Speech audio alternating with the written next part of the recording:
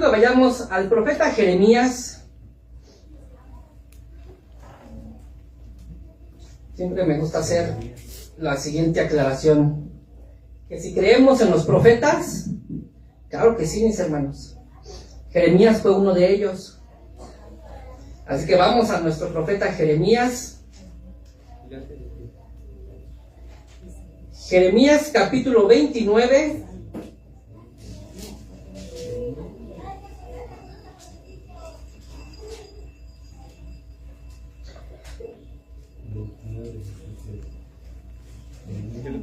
Jeremías capítulo 29. Vamos a darle lectura al versículo 11.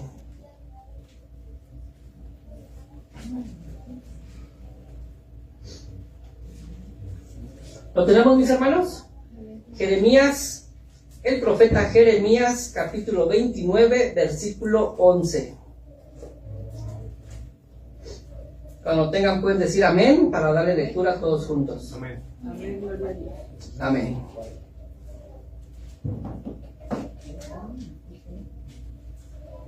Dice así la palabra de nuestro amoroso y buen Dios, Jeremías 29, 11. Lo voy a leer una vez yo, mis hermanos, una vez lo leen ustedes y una tercera vez lo leemos todos juntos.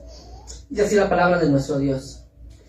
Porque yo sé los pensamientos que tengo acerca de vosotros, dice Jehová, pensamientos de paz y no de mal, para daros el fin que esperáis. ¿Ustedes, mis hermanos?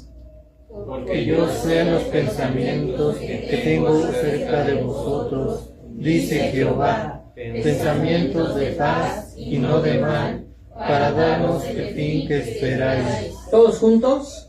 Porque yo sé los pensamientos que tengo acerca de vosotros, dice Jehová, pensamientos de paz y no de mal, para daros el fin que esperáis. Jeremías 29, 11. ¿Sabías, mi hermano, que este es uno de los versículos más conocidos? Entre Juan 3:16 y Jeremías 29, 11, no sé cuál ganaría de más conocido. El más impreso, el que más se pone en estampillas, en tarjetitas, en playeras, en carros, calcomanías. Jeremías 29, 11. Porque yo sé los pensamientos que tengo acerca de vosotros, dice Jehová. Pensamientos de paz y no de mal, para daros el fin que esperáis. Pero precisamente por ser muy conocido, a veces ignoramos el contexto de este versículo, o a veces no entendemos lo que significa. ¿Qué significa Jeremías 29, 11? Fíjate, en Jeremías 29, 11, mis hermanos, Dios lo habló a un pueblo que se encontraba en Babilonia. ¿Y sabes qué hacían en Babilonia? ¿Qué eran en Babilonia? Eran esclavos en Babilonia. Nabucodonosor había venido a Jerusalén, destruyó la ciudad, mató a muchos, se llevó a los más sanos, a los jóvenes, a los fuertes, a los príncipes, a los niños, se los llevó cautivos a Babilonia. Dejó en Jerusalén a los enfermos, a los ancianos, con una ciudad destruida. Se fue todo un caos. Cuando el pueblo de Jerusalén, cuando el pueblo de Judá se encuentra en Babilonia esclavo, no en prosperidad, sino en esclavitud, con una ciudad, con su ciudad destruida, no podían regresar. ¿Regresar a dónde? Si ya no había ciudad a dónde regresar, no había templo en donde adorar a Dios, ¿regresar a qué? Pero todo esto, mis hermanos, todo esto lo estaban viviendo no por ser obedientes, sino por desobedientes. Eran las consecuencias de su desobediencia. Un pueblo que muchas veces Dios, a través de profetas como Jeremías, Isaías y otros más, Dios les habló y les dijo: vuélvanse de sus malos caminos, busquen a Jehová. Pero ellos no quisieron escuchar, y fueron muchos años en los que Dios les estuvo llamando la atención, hasta el día en que la disciplina del Señor vino Nabucodonosor y se los llevó cautivos, destruyó su ciudad. Pero en medio de esta situación difícil, mis hermanos, hay una verdad, y es que Dios seguía siendo el Rey soberano y fiel. Y este es uno de los mensajes centrales de este capítulo. Y es que, mis hermanos, aunque el pueblo de Judá no entendía el camino de Dios, no entendía cuál era la voluntad de Dios en ese momento específico, Dios ya conocía el final del camino donde los estaba dirigiendo. Dios ya conocía el final. Aunque no entendamos el camino, también aplica a nosotros, aunque no entendamos el camino, Dios ya conoce el final. Pues vamos a ver, mis hermanos, vamos a tratar de entender este versículo, vamos a ver todo el contexto que lo rodea, con 4 puntos a tratar. Así que en primer lugar veamos la desobediencia. Al primer punto le llamaremos: la desobediencia tiene consecuencias. Hermano, no hay desobediencia que no tenga consecuencias. Todo lo que es desobediencia, ir en contra de lo que Dios pide, siempre, y repito, siempre tiene consecuencias. Judá ignoró repetidas veces las advertencias de Dios, las ignoró, no quiso hacer caso. De hecho, desde Jeremías capítulo 25, si regresamos atrásito no vamos a leerlo, pero desde Jeremías 25 Dios comienza a amonestar a su pueblo y les dice: arrepiéntanse, vuélvanse de sus caminos, advertencia tras advertencia. Pero el pueblo de Judá no quiso obedecer. Y es que el pecado, mis hermanos, toda desobediencia, por supuesto que es pecado. Toda desobediencia es pecado. Y el pecado siempre va a traer consecuencias. Siempre. No hay pecado que digan: ay, este pecado no trajo ninguna consecuencia. Todo pecado trae consecuencias. Todo pecado siempre tiene fruto. Todo pecado. Gálatas 6:7 dice el apóstol Pablo que todo lo que el hombre sembrare, eso también segará. Judá sembró pecado, sembró desobediencia, cosechó esclavitud, cosechó destrucción, cosechó muerte. Hermanos, la esclavitud, este acontecimiento es muy importante para los judíos cuando fueron llevados cautivos a Babilonia, porque fue un momento muy desgarrador. Solo imaginan, hermanos, el rey Nabucodonosor, un hombre muy poderoso, vino con todo su ejército, comenzó a rodear la ciudad, se introdujo en ella, empezó a luchar con el ejército de Judá, los derrotó fácilmente, Dios así lo había permitido, y después comenzó a separar a las familias. Solo imagínate, mi hermano, comenzó a separar a las familias. A ver, los padres ya están viejos, ellos para allá.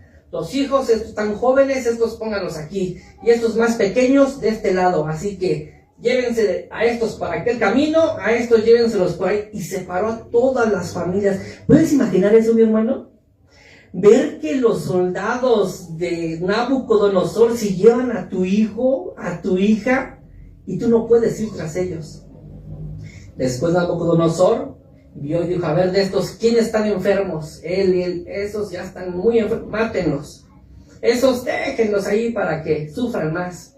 ¿Y dónde están los príncipes? ¿Dónde están los de la familia real? Aquí están, estos nos los llevamos también cautivos, no sea que comiencen aquí a hacer a decirle al pueblo: levantémonos, vayamos por los nuestros, y se los llevaron cautivos. Entre ellos, de hecho, se fue Daniel y sus amigos. Eran jovencitos, eran niños, y se los llevaron cautivos a vivir en los palacios de Nabucodonosor, a educarlos según las costumbres paganas, las costumbres de ellos. Fueron momentos muy dolorosos, mis hermanos, muy dolorosos, consecuencia de la desobediencia del pueblo de Judá por no querer oír las repetidas advertencias de Dios: apártense de su pecado.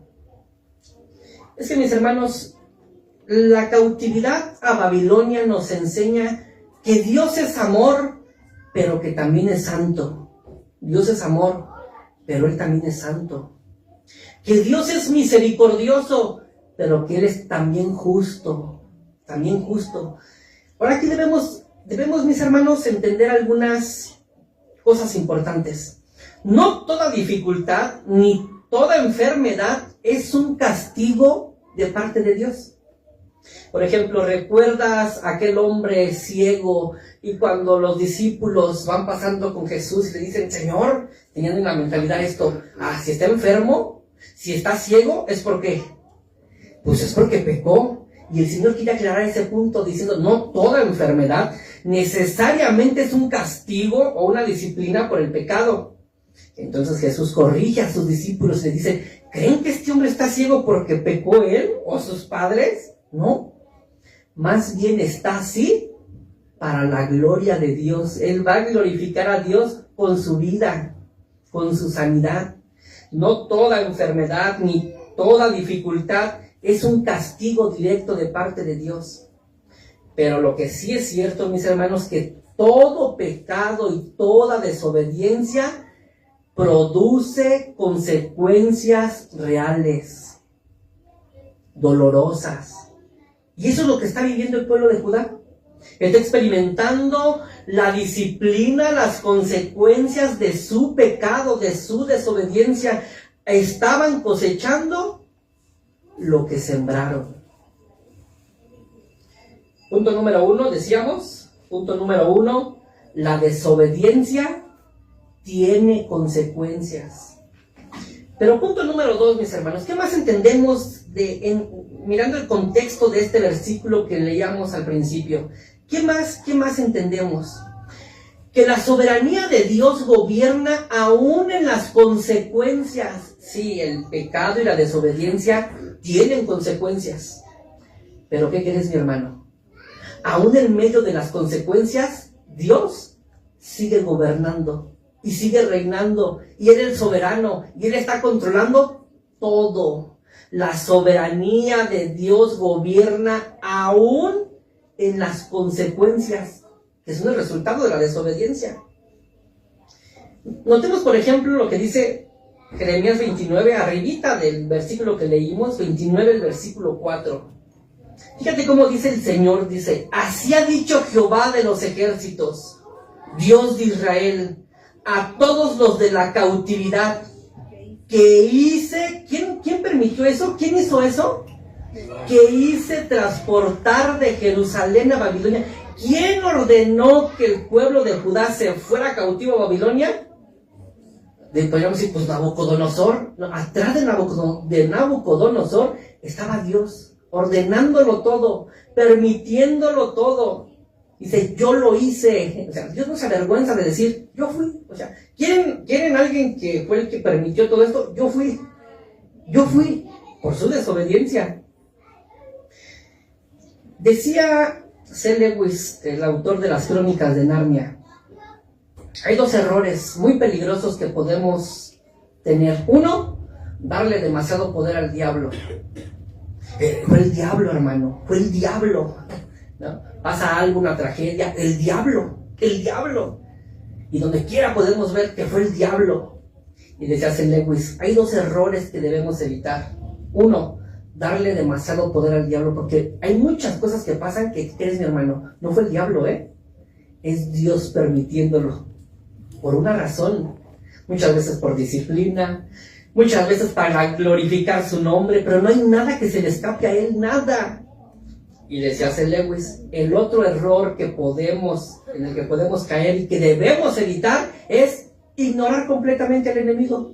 No, hombre, ya es un enemigo derrotado, él ya no hace nada, es un gatito. No, de hecho, la Biblia lo describe como un león, rugiente, ya viejo, sin colmillos, pero león al final.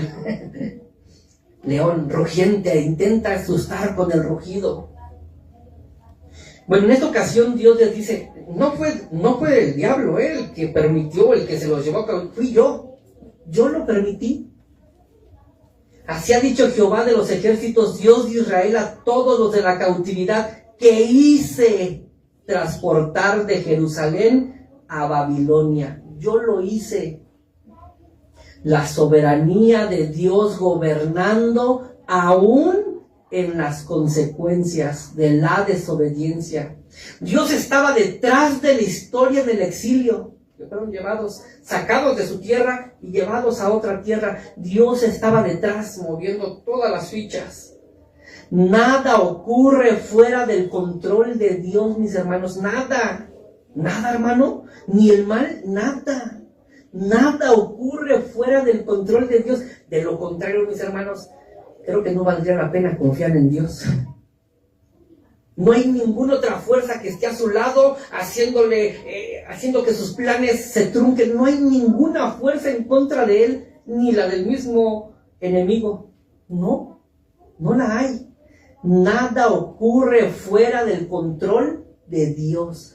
Todo pasa y va como Dios lo ha planeado. ¿Y no crees que por eso, mis hermanos, está bien y hacemos bien confiar en ese Dios?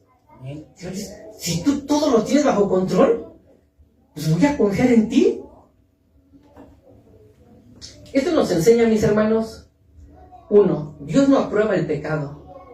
Dios no aprueba el pecado, porque Él no es autor del pecado, dice la Biblia. Dios no es autor del pecado, pero Él lo tiene bajo control. Lo tiene bajo control.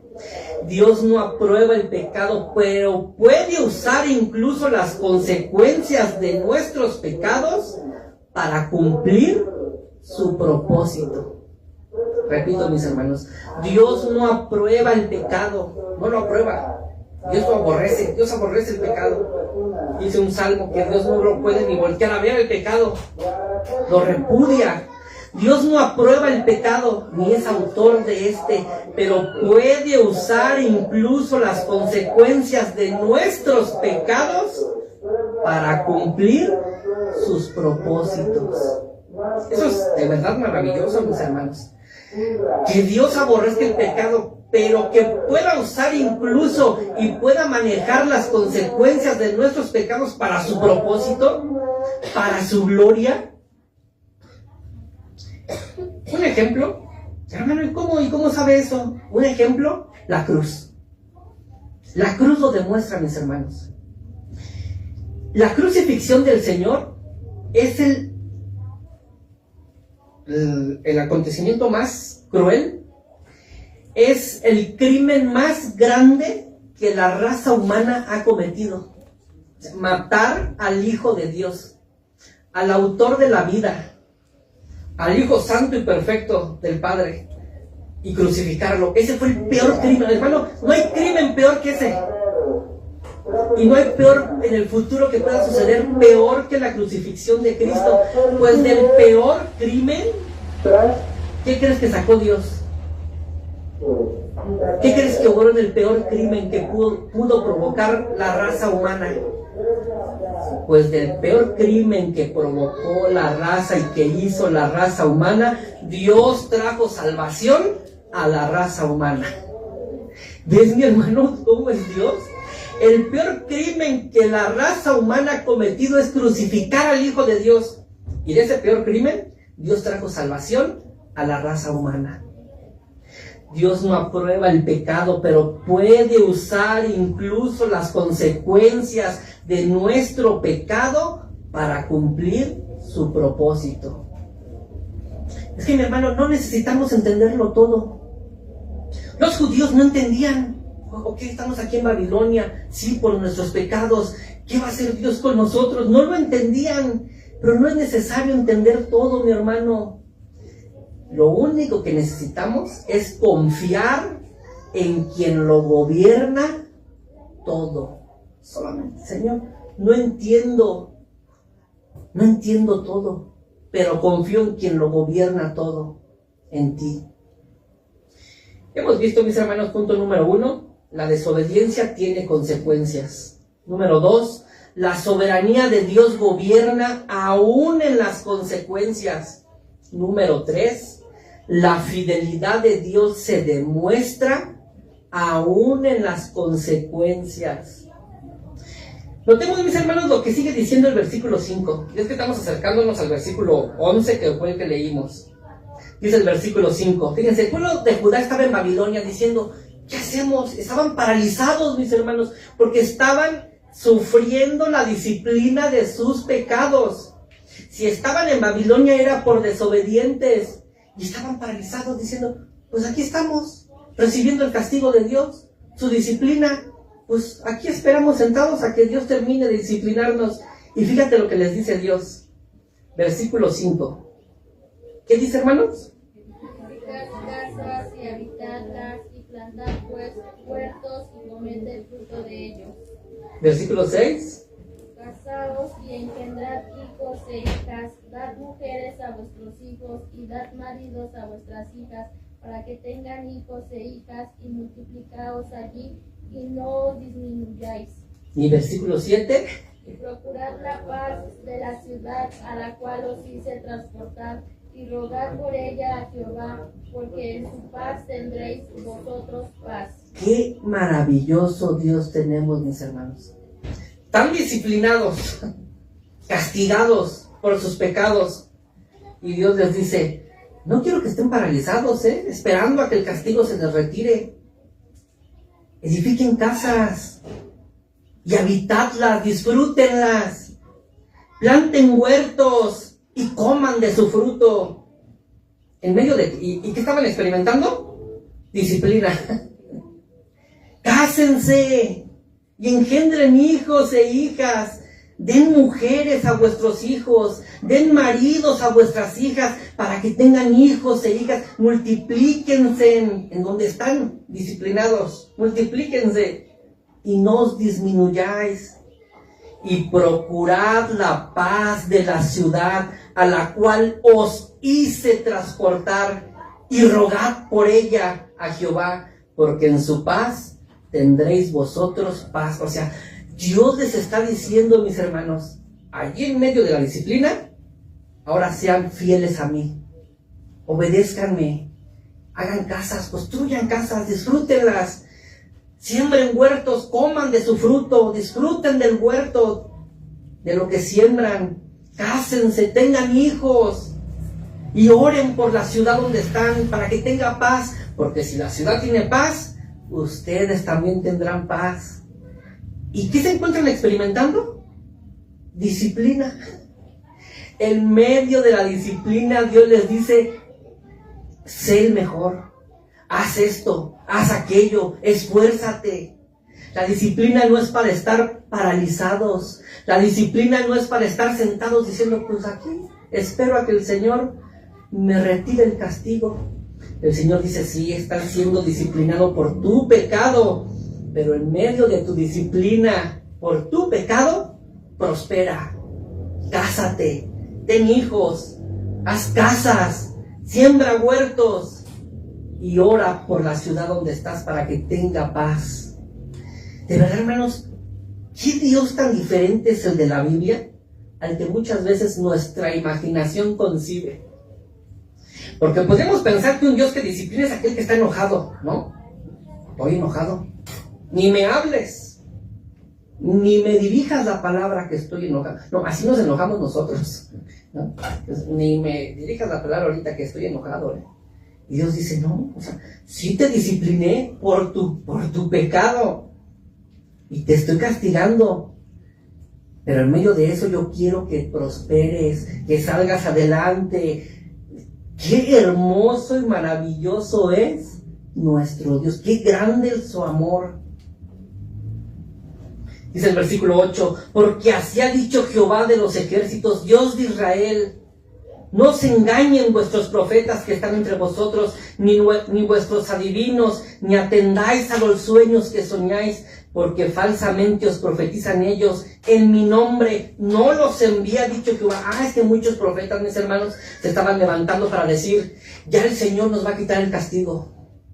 Ya el Señor nos va a quitar la disciplina. Mañana quizás regresaremos a nuestra tierra, y Dios les dice, no les crean, no les crean, porque eso los paraliza. Dice, oye, pues ¿para qué construir una casa? Si mañana me voy. ¿Para qué planto un huerto? Si mañana el Señor ya viene por nosotros. Dice el Señor, no le hagan caso a esos falsos profetas. Construye tu casa y disfrútala. Siembra un huerto. Recoge del fruto. Cásense. Tengan familias numerosas. No le hagan caso a quienes dicen, ya viene el Señor por nosotros para regresarnos a nuestra tierra. ¿Como que eso les suena algo, mis hermanos? ¿Les suena algo? Si ya viene el Señor, ¿ya para qué? ¿Ya para qué estudias? ¿Ya para qué te preparas? ¿Ya para qué haces tu casa? Se le va a quedar al anticristo, ¿no? ¿Para qué? Y el Señor dice, no le hagan caso a esos falsos profetas. Yo quiero que disfruten lo que tengan mientras están disciplinados, mientras están cosechando el fruto de su desobediencia. Es que la fidelidad a Dios, mis hermanos, se demuestra aún en las consecuencias. Dios les manda construir, plantar y vivir en Babilonia. Y fíjate que, ¿sabes qué significa la palabra Babilonia? Significa confusión. Era un tiempo en el que los judíos estaban confundidos, no sabían. Es que no sé si el Señor realmente nos va a regresar a nuestro pueblo, quiere que vivamos, no sé qué quiere el Señor. ¿Alguna vez te has sentido así, mi hermano? Confundido. Y la confusión paraliza. La confusión te dice, no, mejor estate quieto porque estás confundido. Y el Señor dice, actúa. Haz lo que tienes en la mano para hacer. Les mandó a buscar el bienestar de la ciudad. Ciudad que ellos no amaban, no amaban Babilonia. O sea, ¿cómo aquí? ¿Recuerdas que incluso unos tomaron la actitud de decir, aquí ni vamos a cantar, ni nos pidan que cantemos? Colgaron sus arpas, sus instrumentos y dijeron, aquí ni cantaremos. Y el Señor les dice, disfruten su estancia aquí, tan disciplinados, sí, pero no se hagan las víctimas. Ay, estoy castigado. Pobrecito de mí, no te hagas la víctima, ponte a trabajar. Mi hermano, esto nos enseña que no debemos esperar a que cambien las circunstancias para obedecer a Dios. ¿Sabes cuánto iban a permanecer el pueblo de Judá en Babilonia? 70 años. 70 años iban a tener que sufrir la disciplina del Señor como consecuencia de sus pecados. 70 años disciplinados. Es bastante tiempo. Toda una vida. Pero Dios les dice, está bien, están disciplinados. 70 años van a estar aquí, pero prosperen aquí, echen raíz aquí, sean los mejores aquí. No debemos esperar a que cambien las circunstancias para obedecer a Dios. Y creo que eso lo entendió muy bien el profeta Daniel. Y eso lo entendieron personajes como José. ¿Te acuerdas a José en Egipto? José quería estar en Egipto, mis hermanos. Fíjate que muchas veces nos manejan la historia de José el soñador como una historia de superación personal, ¿no? Como José, mira, el soñador, y llegó a ser gobernador de Egipto. ¿Crees que él quería ser gobernador? Odiaba ser gobernador de Egipto, hermanos. Odiaba gobernar este pueblo en donde me vine, abandoné mi familia. No sé si mi padre está vivo, mis hermanos, y aquí tengo que gobernar a este pueblo. ¿Por qué no gobierno al mío? Mi hermano, la historia de José el soñador no es una historia de superación personal.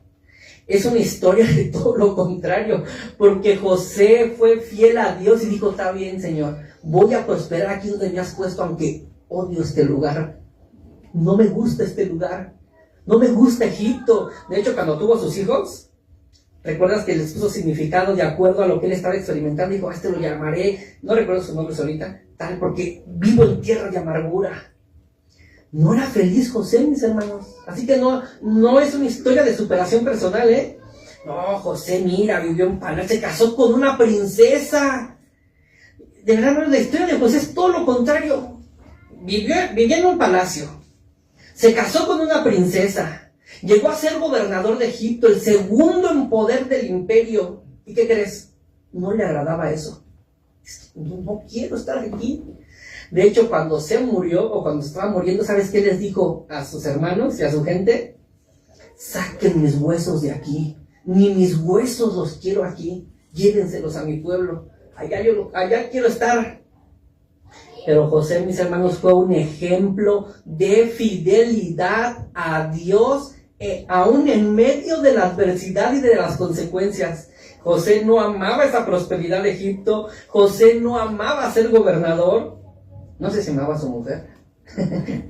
Pero pues en la guerra te casas con la hija del faraón. O Pablo, mis hermanos, el apóstol Pablo, que pasaba por asaltos, dificultades, tantas cosas que experimentó el apóstol Pablo, pero fue fiel a Dios. Ellos entendieron eso, dijeron, ok, no estoy en el lugar que más me gusta, no estoy en la situación que digo, oye, estoy en el mejor momento de mi vida, no, es más, aborrezco la etapa en la que estoy pasando, pero no me voy a paralizar. ¿Y qué hizo el pueblo de Judá? Yo creo que hubieron dos tipos de personas. Los que dijeron, yo no hago nada. Yo me hago la víctima y pobrecito de mí. Y pues pobrecito de ellos porque tuvieron que esperar 70 años. 70 años. De hecho, mis hermanos, cuando Dios manda a Esdras y Nehemías para que saquen a su pueblo, a Zorobabel, y lo regresen a la tierra de Judá, ya muchos eran ancianos. Muchos eran ancianos. La mayoría de los que vinieron de Jerusalén, de Judá, a Babilonia, cuando Dios dijo, se cumplió el tiempo, o así, vámonos de regreso, ya eran ancianos. ¿Qué crees? Ya no regresaron. Ya no podían. ¿Cómo regresar a Jerusalén? Caminar horas. Se quedaron en Babilonia. Regresaron jóvenes, regresaron niños, gente que ni siquiera conocía su tierra. Pero la fidelidad a Dios se demuestra aún en las consecuencias. Hemos visto como número 1, mis hermanos, la desobediencia tiene consecuencias. Número 2, hemos visto la soberanía de Dios gobierna aún en las consecuencias. Y número 3, la fidelidad a Dios se demuestra aún en las consecuencias. Número 4 y último, el futuro descansa en las manos de Dios, aún en medio de nuestras consecuencias.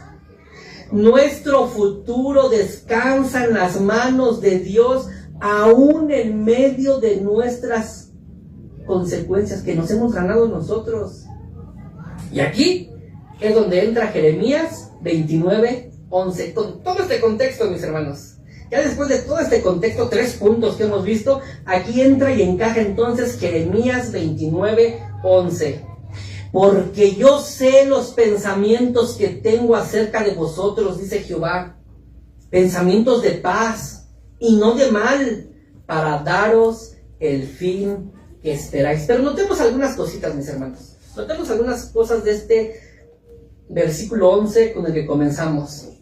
Dice el Señor, yo sé los planes que tengo para vosotros. ¿Quién sabía los planes? ¿El pueblo de Judá? Ellos no sabían, ellos estaban en confusión. Estaban en Babilonia. No sabemos qué quiere Dios para nosotros, pero les dice Dios, yo sí sé. Y eso debe bastarles. Yo sí sé lo que quiero para ustedes. Y no es mal. No es mal.